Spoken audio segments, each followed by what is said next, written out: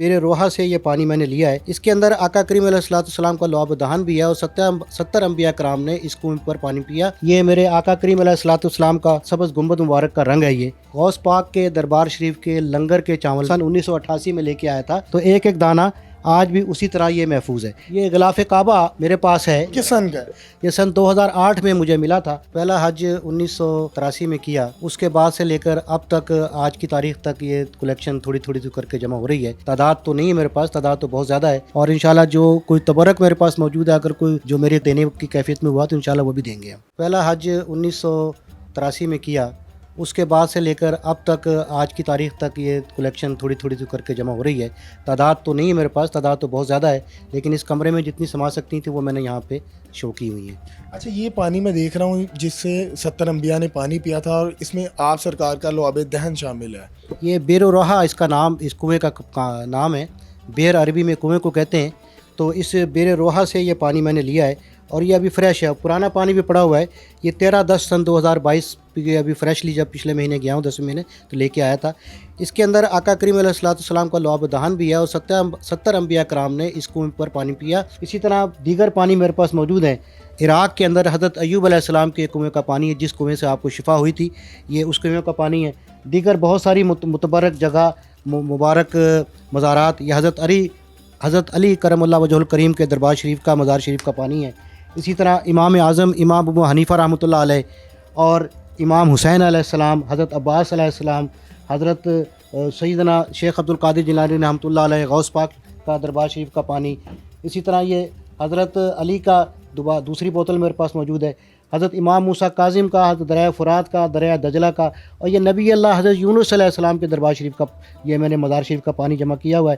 حضرت جنید بغدادی، حضرت شیخ معروف کرخی، یہ سارے متبرک جگہوں کی جہاں جہاں میں جاتا تھا میری خواہش تھی کہ وہاں کا پانی اپنے ساتھ میں رکھوں، تو یہ گھر پہ لا کے اس کو میں نے اپنے اس میوزیم کی زینت بنایا ہوا ہے۔ مجھے بتائیے گا کہ ریاض الجنہ کا قلین آپ کے پاس موجود ہے؟ یہ میرے لیے بڑی خوش نصیبی کی بات ہے کہ یہ ریاض الجنہ کا قالین، اس کا یہ ٹکڑا ہے، اور میرے آقا کریم علیہ السلام کا ارشاد پاک ہے کہ میرے ممبر اور روضے کے درمیان جو جگہ ہے، یہ جنت کے ٹکڑوں میں سے ٹکڑا ہے۔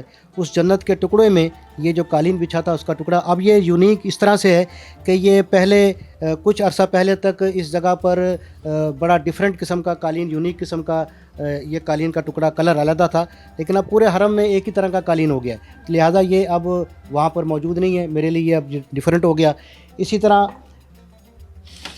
یہ اب مختلف چیزیں مختلف طرح سے رکھی ہیں۔ یہ کربلا شریف کی سجدہ گاہ ہے، اہل تشیع اس کے اوپر اپنے سجدہ کرتے ہیں۔ یہ 84 میں سجدہ کرتے ہیں۔ یہ سن 84 میں لے کے آیا تھا، یہ ابھی تک میرے پاس یہ محفوظ ہے۔ یہ چیزیں لانے کے لیے اجازت لینا ضروری ہوتی ہے؟ بالکل یہ ضروری ہے کہ آپ جہاں پر جو محتمم ہے، جو وہاں پہ انتظامیہ ہے، ان کی اجازت لے کے آپ لے کے آئیں تو آپ کے لیے انشاءاللہ اس میں خیر ہوتی ہے۔ یہ غار ثور کا پتھر یہ میرے پاس موجود ہے، اور یہ اسی طرح یہ بڑی پیاری چیز میرے پاس نایاب چیز ہے، یہ میرے آقا کریم علیہ السلام کا، یہ آپ کے مزار مبارک کا سبز گنبد مبارک کا رنگ ہے یہ، اور یہ میرے ایک دوست تھے پاکستانی خادم، ابھی حال ہی میں ان کا انتقال ہوا، یہ وہاں ان کی خدمات رنگ مبارک کرنے کی تھی، تو ان کے برش سے یہ میں نے یہ بڑی ریکویسٹ کر کے تھوڑا سا یہ میں نے تبرک لیا ہے، یہ میرے پاس موجود ہے۔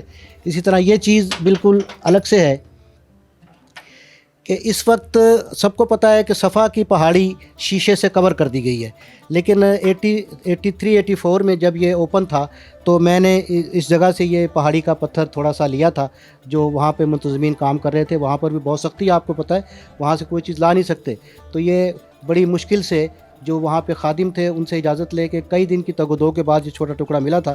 یہ بھی ایک میرے لیے بڑے اعزاز کی بات ہے کہ یہ چھوٹا سا ٹکڑا میرے پاس صفا کا موجود ہے یہاں پر۔ اسی طرح اور بہت ساری چیزیں ہیں، یہاں آپ کو دکھاتے ہیں۔ یہ غوث پاک کے دربار شریف کی چادر مبارک جب میں آ رہا تھا پاکستان واپس سن 88 میں، 5 سال کی خدمات کے بعد ایز اے خادم وہاں پر میری ڈیوٹی تھی، تو یہ سید یوسف گیلانی جو وہاں کے متولی تھے، گدی نشین تھے، ان کی طرف سے یہ مجھے تحفہ ملا۔ اسی طرح یہ میرے لیے بڑی اہم جگہ ہے، یہ ٹکڑا، سارا ٹکڑا اہم ہے۔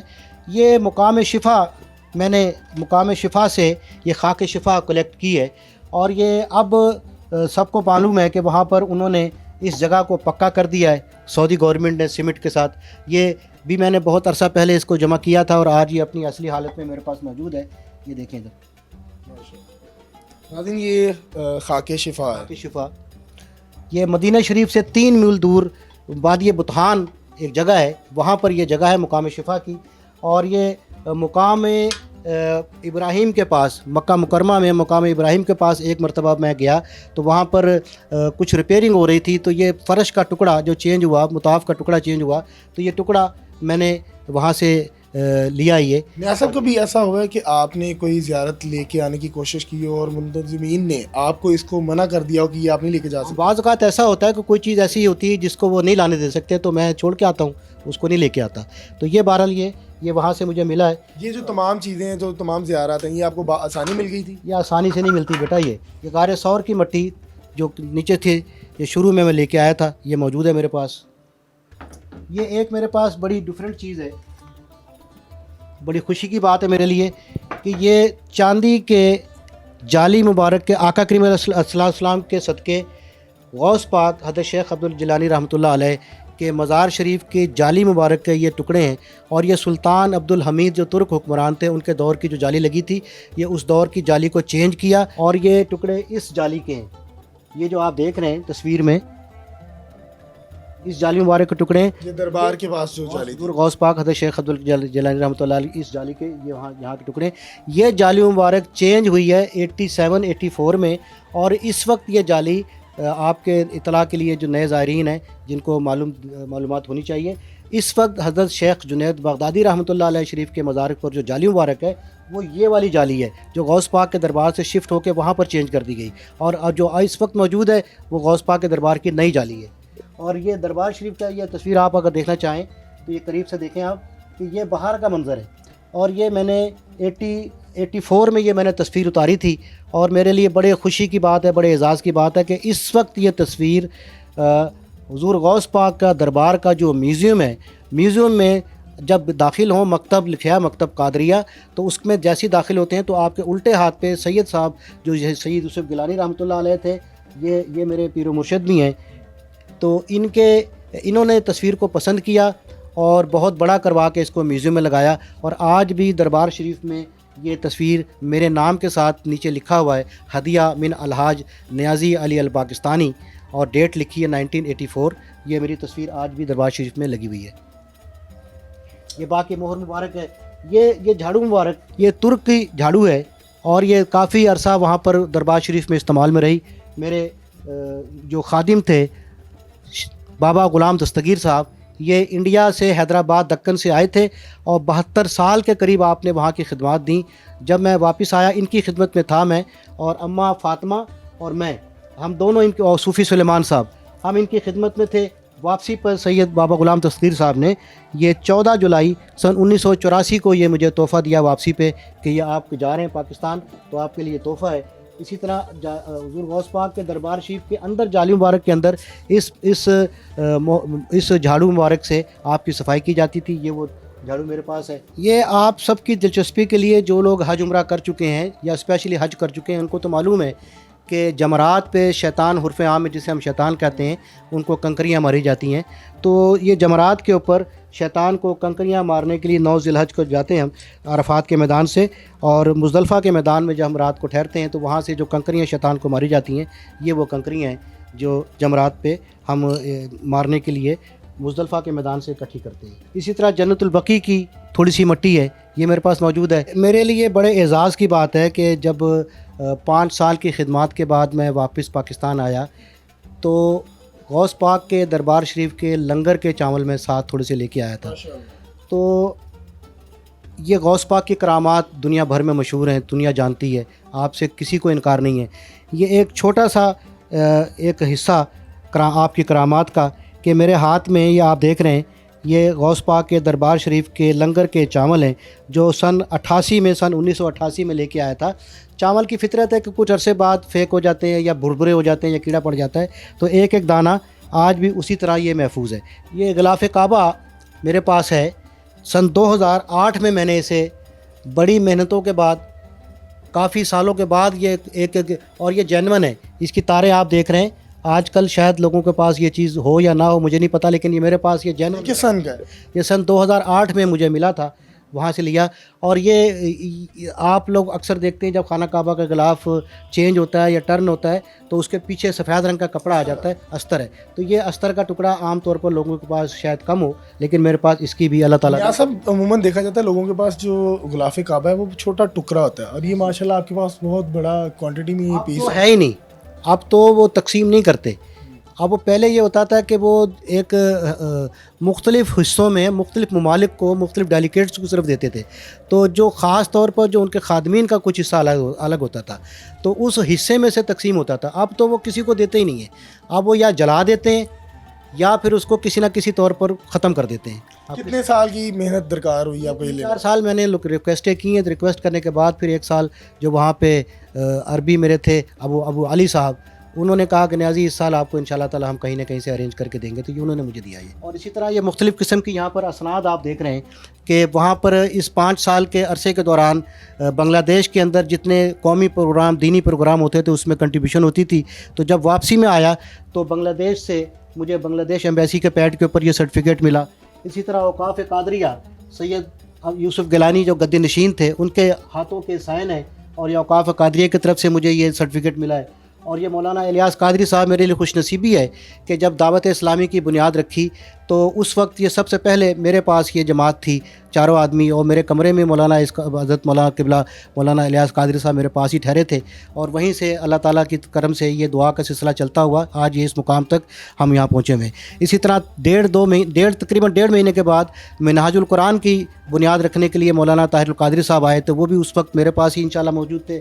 اور دیگر اکابرین جو پوری دنیا سے آتے تھے، مولانا شاہ عبد القادر آزاد صاحب بادشاہ مسجد کے امام، مولانا محمد شفیع اکاڑوی صاحب، مولانا شاہ احمد نورانی صاحب، اور اسی طرح عبدالستار خان نیازی صاحب، حتیٰ کہ صدام حسین جو عراق کے صدر تھے وہ گائے بگائے وہاں پر عراق میں ہر جمعرات کو تقریباً وہاں پر آتے تھے 1-2 جمعراتیں چھوڑ کے، تو وہاں ان سے ملاقات رہتی تھی. ان کے بیٹے ادئی صدام، ان سے ملاقات رہتی تھی. دیگر مشاہیر جو وہاں پر پوری دنیا سے آتے تھے ان سے میری ملاقات رہتی تھی. تو یہ ان کے مختلف لوگوں سے میرے اسناد ہیں. یہ ایمبیسیز آف بغداد کی طرف سے سفیر پاکستان خالد محمود صاحب کی طرف سے جب میں واپس آیا میری خدمات کے طور پر یہ سرٹیفکیٹ مجھے انہوں نے اپنے ہاتھوں سے لکھ کر دیا. یہ ان کے اپنے ہاتھوں کی ہینڈ رائٹنگ سے لکھا ہوا سرٹیفکیٹ ہے. نیاز صاحب آپ نے 5 سال دربار غوث پاک کی خدمت کی، کوئی ایسا واقعہ جو آج بھی آپ کو یاد ہو؟ ہاں، بہت ساری باتیں ہیں. ایک چیز وہاں کی نقش ہے. میں جو دربار شریف کا لنگر خانہ ہے اسے ہم وہاں پہ شوربہ خانہ کہتے ہیں، شوربہ خانہ. میں لوگوں کو بلا کے دکھاتا تھا کہ وہاں پر ایک لڑکا تھا مصر کا، عبدالسلام اس کا نام تھا، اور احمد نوری صاحب وہاں کے انچارج تھے.